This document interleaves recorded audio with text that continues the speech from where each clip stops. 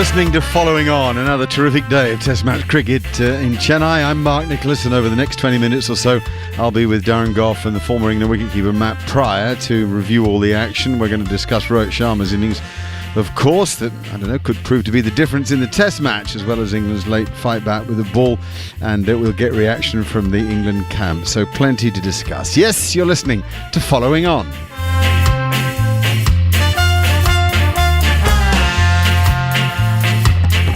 Right, well, Darren Gough and Matt Prior here, and I'm going to pick up on where Matt left off about 10 minutes ago with the quality of the England bowling. When you lose the toss in India, and there's a lot of talk about the pitch here and the fact that it looks very dry, it's got mosaic cracks, and everybody's thinking, win the toss, win the match. When you lose the toss in India, you've got to have the right mindset in the dressing room. And I would say that England had that. And I would say that in the morning session, England bowled pretty well. I said in my first session of commentary about 40 minutes after lunch, I thought England so far bowled pretty well. Not very well, but pretty well. So, Matt, firstly, do you agree with that? Or am I being too kind? No, I think it's spot on. I think losing a toss, as you say, is difficult. You've got to get the right mindset. And England definitely came out of the right mindset. And I don't think they lost that all day. I mean, there's no, you can't fault commitment. You can't fault the efforts. You could see the plans they were attempting. I think it's the execution that probably let them down slightly. But they bowled well this morning, Goughy. Surely, it's the last time I'll say it, and maybe it just in the second half of the day it drifted off. No, you're not so sure. Well, you got to remember we're 106 for 3 at lunch, and England would have gone in there thinking, something, we managed to take 3 wickets, but let's be honest about it. They probably went in with 30. Too many runs at lunch. 106 is too many on the first day of a Test match in any conditions. But they didn't bowl badly. I agree with that. I thought the middle spell they held some kind of between lunch and tea they held some kind of control without looking like taking wickets. And then I thought they come back pretty well there at the end. I thought Jack Leach throughout the day. I think he was the pick of our bowlers on the spin department. Unless you want to put Joe Root in there, because I thought Joe Root bowled the quicker of the 3 spinners. He looked dangerous. He was getting the ball to bounce and turn out of the rough. So he was an handful, and that's why he was bowling at the end of play there. So he was fantastic. But I don't think it was England's best day in the field. Moeen Ali, can't blame him, really. Not played a Test match, a first-class match for so long. His spell in Sri Lanka was in quarantine one day there because of COVID. He's gone to India, had to do another 6 days in quarantine there with the rest of the team. He's had a couple of nets, and then suddenly he's out there bowling off spin against some of the best players in the world. Not easy. Not easy against Rohit Sharma. I'm not saying that it's like Virender Sehwag, but you bowled at him and you both played against him. What I would say is that when it was flat early on, Rohit is the best player going around to cash in, isn't he? Him and maybe David Warner against the new ball. Yeah, certainly. It's on those types of wickets. Any width, he just threw his hands at it. Not much foot movement, a lot of flair, a lot of class, a lot of timing. But you could tell the new ball almost when it came on. He could just lean on it and time it. A couple of shots early, hitting through. They weren't bad balls necessarily, but just the class of the player. Was able to get the boundary. Yeah, he straight drove, he off drove, cover drove. He hit 2 pull shots when Stokes tried to bounce him, which was a legitimate tactic to try something different. And he hit a sort of back foot drive, cutty thing that wasn't such a good shot. But in general, in the morning session, he played particularly well. And then, interestingly for Rohit Sharma, he soaked it up a bit in the afternoon session. It was the quietest period of the match. The afternoon session yielded 83 runs, but for the loss of no wickets. And Rohit played within himself, didn't he? He did, and I thought England got some control back in between lunch and tea without taking wickets. And the problem but when you've got a player like Rohit Sharma who likes to sweep the ball, he likes to hit the ball, I thought they decided to come round to him a little bit and tighten that up, stop him sweeping, which they did. But Rahane at the other end, who's not been in great form coming into this Test match, was just doing the role that Pujara normally does for India. So he was trying to make sure he doesn't get out. They were trying to rotate the strike, and there wasn't as many boundaries hit in that spell. But still, it was a massive session for them. They didn't lose a wicket, and they went into tea at 189 for 3 in an absolutely fantastic position on day one of a test match on a pitch which is, we've all seen it today, is turning more like a day 3 pitch.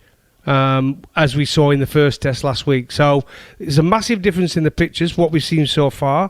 But England dragged themselves back into it as the day went on. Sharma, for me, after lunch, that for me showed the class of the player. I think he's come off, last test, low scores. Everyone, a few questions flying around. Is he going to get a score? In the morning, he took a bit more risk. Threw his hands at the ball a bit. He got a few away, found the middle. And we know what it's like. When you're a bit out of form, you just got to play that one shot that gets you back into nick. He got to lunch. He had a score on the board already. But then in that second, he didn't just carry on. He didn't throw caution to the wind and think, okay, I'm going to keep attacking. Actually, what he thought was, I'm in here. I've got an opportunity. And you could see he wanted to go big. And that's what he did. He got to the 150. And even when he got out on 161, you could see he was disappointed in himself. One of his traits... He was tiring, though. Don't you think he was tiring during that spell? Yeah, I think he was consolidating, to be honest. I don't think he felt under that much pressure. And I think that's where, if you have one criticism of England, they just couldn't build pressure on him. There was always a sort of release shot for him. And he sat in. But, he's got 7 test match centuries now. 4 of them are double hundred. That's massive. That's huge. That shows you how big he goes. Well, he gets those in one-day cricket as well, doesn't he? Absolutely. Jared, I wonder if you know what. Oh, hang on, wait a minute. Before I go to Jared, we've got Jack Leach. So let's talk to Jack. Can you hear me, Jack? Yes, Mark, got you. Good man. Nice to hear you. A long and interesting day out there, Jack. Yeah, definitely. Hard work, definitely. Cramping up towards the end, but I think it was good to get those wickets towards the end, and all to play for tomorrow. Our feeling is that generally India have ended up with the better of the day, that England bowled okay without bowling quite perhaps as well as they might. Would that be a reasonable summing up? I think the wicket, there's definitely challenging balls in there, but I think the two, Rohit and Rahane, definitely showed that once you get in and the ball gets a little bit older, it does get a little bit easier. Obviously we've got to hold on to that and make sure that we bat well when we get the chance. Was it one of those days where you felt you could bowl a wicket-taking ball, pretty much every ball? There was certainly help there, but some spun and some didn't. Yeah. I definitely... I found there was definitely good balls in there, but for me, I was trying to be as patient as possible and put the ball in a good area and let the pitch do what it wanted to do. So I'll reflect on that and come back tomorrow. Yeah, I mean, you certainly got your patience going and your consistency going. I mean, it's just now, of course, it's a question. We can't pretend that it's going to get easier, this pitch. So it's a question of how quickly it gets more difficult. Because if India, say, got past 350, that would be tricky, wouldn't it? Well, we just got to play what's in front of us. I think there was some good stuff today, like Stoney bowled well with the new ball. Great to see him playing, and Moeen's ball to Kohli was a serious ball. So we've got to focus on those positives and take that into tomorrow morning. And we can only play what's in front of us. I've got to ask you, because you bowled a lot of overs, and I know it takes a lot out of you. How are the fingers, the old spinning fingers? They tired out at the end of the day? Yeah, a little bit sore, but I'll sleep well tonight, put it that way. Okay, thanks, Jack. Great to talk to you. Thanks for your time. Cheers, Mark. Cheers. He's just such an honourable soul, isn't he, Jack Leach? I think he did bowl well, Jack, actually. I think he bowled a lot better than he did the first test, and that's very similar to his tour in Sri Lanka. He got better as it went on. I think he's going to play a big part in the series. We need him to be bowling well. And I said today, he didn't go for many runs. 26 overs he got through, 2 for 78. if you would have took Moeen Ali and he would have gone for 78, I think we'd have been in a slightly better position. But unfortunately for Moeen, he bowled too many bad balls. That's the problem. Similar isn't it? criticism with Don Best, wasn't it, the last test? And it is an issue when these guys need to bowl overs and they're being rotated, they're being rested. It's very, very difficult for them. Yeah, I'd go with that. And I think that, Goff, you've touched on it. There are reasons why Moeen Ali in particular, probably lacked that rhythm, match practice for the long form, getting into your spell, making sure you get overs under your belt before you go for runs. I mean, Moeen went at over 4 and over for the day. But I think what you've got to look at is Joe Root, the captain, he's better than a part-time off spinner. Of course he is. But he's gone at 1.8 and over. But he hasn't bowled at Rohit or Ajinka. He's bowled late in the piece. Granted, but still, I don't think this is a wicket that for a spin bowler you should be going. No, I agree with you. No, but I mean, he's bowled at Rishabh Pant. No, well, he's bowled. What am I trying to say? My question now. I just want to go through the 4 changes in the England side with you both, and let's deal with that one first. Swapping Best for Moeen Ali.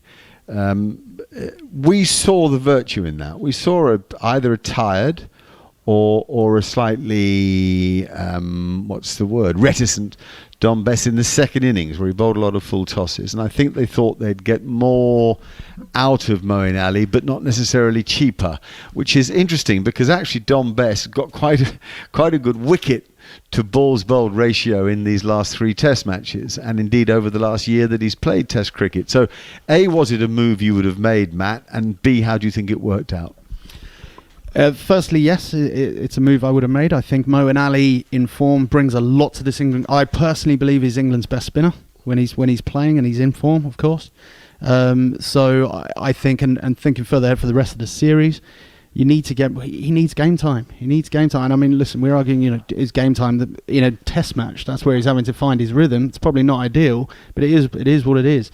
I think we've all discussed Best looked fragile, to be honest. Last test match, he looked a bit yippy, dare I say it, and bowling those sort of full bungers. And I think sometimes for a young player, instead of forcing him to play again, let's think of Best's mentality at this point. Actually, you could do quite a lot of damage if you force a young guy to go and play again against brilliant players of spin.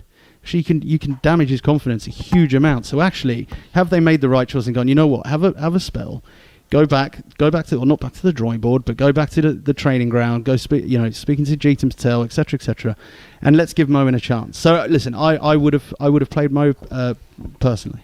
Okay, and it would have been different perhaps if Moeen had been bowling at a big total. That it's never quite the same as bowling in the first innings. Let's go to Ollie Stone and Stuart Broad, who came in for James Anderson and Jofra Archer. Goffey. Well, it doesn't surprise me, the Stone coming in for Archer. I think there's always a concern about Jofra keeping his pace up over back-to-back test matches, and I think he'll be used like that over his test career. I really do, whether it be Woody that comes in and replaces him in the home tests, or whether it be Ollie Stone. And I think he bowled quite well today, Ollie Stone. I think he bowled with terrific pace. He's obviously got a huge heart. He has a good Yorker. I've seen him bowl reverse swing as well. And when he bowls you a bouncer, it's a very heavy ball. It just keeps coming at you. So I get that replacement. The Broad situation, it's a strange one. He's only bowled 11 overs. It must be very difficult for him, because I thought he bowled well in Sri Lanka, that first test. It was kind of knocked to one side, as he has been through most of his career, because Jimmy Anderson came in the second test and got 6 for 40, and then he started the first test here and bowled so beautifully at Chennai last week. So Broad hardly used. I wouldn't expect him to be used much on this pitch either. It's not really his type of pitch. Second innings, I think he might come into it for a few overs with a new ball if it's starting to dust with his leg cutters and bowling around the wicket and stuff like that. So it'll be interesting to see, but I get the Ollie Stone one. Absolutely 100%. Okay, Ben Folkes, Matt?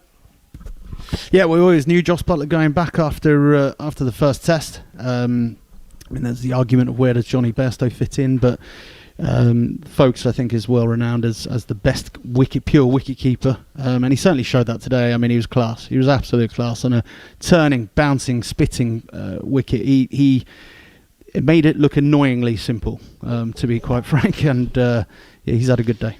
Boys, one more general question. We've celebrated Rohit Sharma. Ajinkya Rahane played beautifully for 67. Fans in the ground again, to have spectators, even though only allowed to be a third full, sort of almost warming of the heart. Oh, absolutely warming of the heart. And actually, just to commentate on a game when you've got noise from the crowd, it was a great opportunity for them to go and watch their team, their beloved Indian team, playing cricket. It's an atmosphere, and it's great for the players as well. It must have been very difficult at times for players being in a bubble life and then going into cricket grounds with no spectators in there. But today, they were there, it worked. Let's hope it carries on for the rest of the series, because it creates an atmosphere. It's real noise, isn't it? Real sport, and having real noise, it makes such a big difference.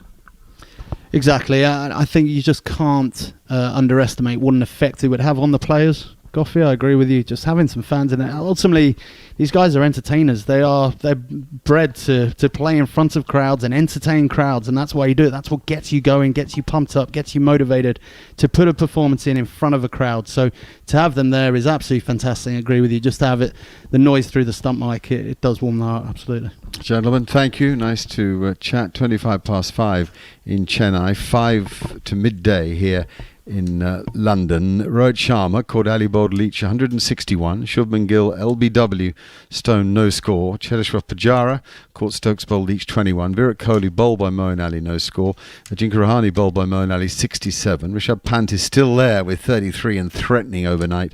R. Ashwin caught Pope bowl route 13, and Akshar Patel, the other not out batsman, for 5. India finishing the day 300 for 6.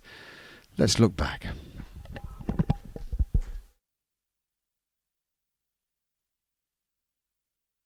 He bowls beauty. Oh my goodness, LBW, yes, left alone by Shubman Gill. And sure enough, England have their first wicket, and it comes from Ollie Stone. What a moment. Ollie Stone, wow. Broad now, oh what a stroke, overpitched by Broad. Wow, a craftsman at work, Rohit Sharma, beautiful. Stokes on his way, right arm over the wicket. Rohit Sharma's hitting this through mid-wicket. I'll amend that, he's hitting it over mid-wicket. Now to Rohit, that's a tall ball. That is a full toss, really old full bugger that. Sort of knee high, and he just swatted it with the sweep shot, and he's gone to 50 with it. Leach again. It's gone! Stokes takes the catch and slip. Cheteshwar Pujara has gone for 21. This is one more question. How many years after the first Test match was the first Test match declared the first Test match? 5th ball of his innings. Oh, it's bowled him! Moeen Ali's got one to absolutely rip! Virat Kohli is standing there completely dumbfounded, saying, how was that? Are you sure that has bowled me? Nothing wrong with that, Virat Kohli. Yes, you can get bowled out by Moeen Ali. On your bike, son. As Moeen Ali goes into him, he comes down the pitch, launches it back past Moeen Ali, and launches it almost back past the stand. What, mate? Doing a bit of this, bit of it. Here is Moeen once again. Little sweep shot, top edge, and down towards deep backward square leg. They're turning for the second. That's Rohit Sharma's century. 7th Test match century for Rohit Sharma to go with 11 50s. And now he plays the sweep stroke, smashes it in the gap, dead square of the wicket. This is a masterclass. 4 more.